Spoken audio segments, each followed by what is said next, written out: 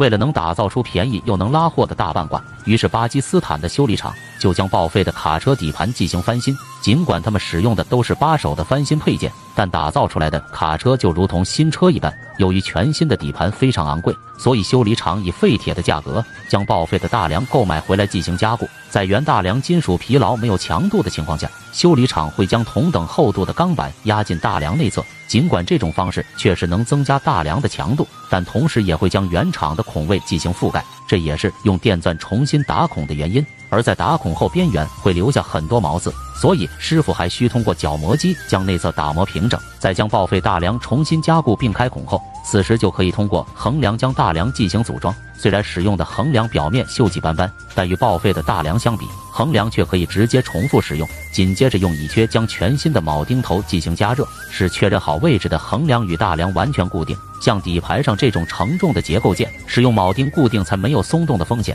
毕竟再怎么维修也不会去拆横梁。但大梁内嵌的新钢板虽然侧面经过了焊接，但中间却没有任何的加固，以至于边缘还需加装大量的铆钉。在把底盘组装好后，修理厂也将买来的板簧与大梁进行对接了。但板簧上的每片钢板肯定也是检查过的，开裂的钢板是肯定不能继续使用的。确认无误后，再将前桥总成与板簧进行对位。而因为修理厂还加装了前减震器，即便是板簧少安装几片，也是不会影响到车主驾驶的舒适性。等位置固定后，用 U 型螺栓将其锁紧，那么前桥就用找来的配件组装完成了。而修理厂为了让车主有新车的体验，也是购买了一个准新的驾驶室。在赶进度的前提下，驾驶室吊装的同时，为了避免制作好的大梁表面生锈，师傅还会给表面喷上厚厚的防锈剂。即便表面的坑洞没有用腻子修补，但在师傅们喷上一层防锈漆后，就完全看不出来了。等底漆干透后，用黑色的色漆再次喷涂，刚刚还破烂不堪的大梁立马就变成了全新的。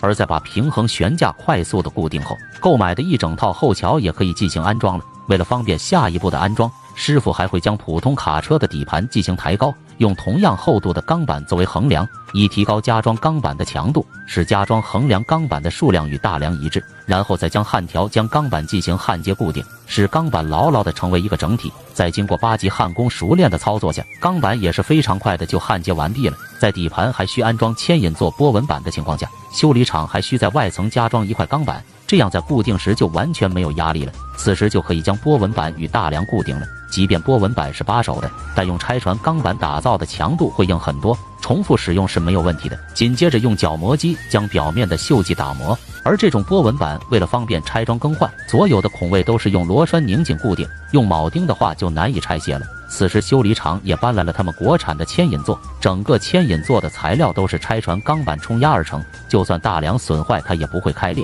在经过师傅熟练的拧螺丝之下，修理厂还会为其安装一套8缸的动力总成。在把发动机与底盘固定到位后，紧接着将清洗完成的水箱进行固定。此时的牵引车基本上就已经打造成型了。而为了符合他们独有的风格，前面还加装了一套风格化的艺术套件。由于他们是从一颗螺丝开始打造，所以制造好的卡车还需上路进行路试。那么这台艺术牵引车就打造完成了。你觉得巴基斯坦师傅的技术怎么样呢？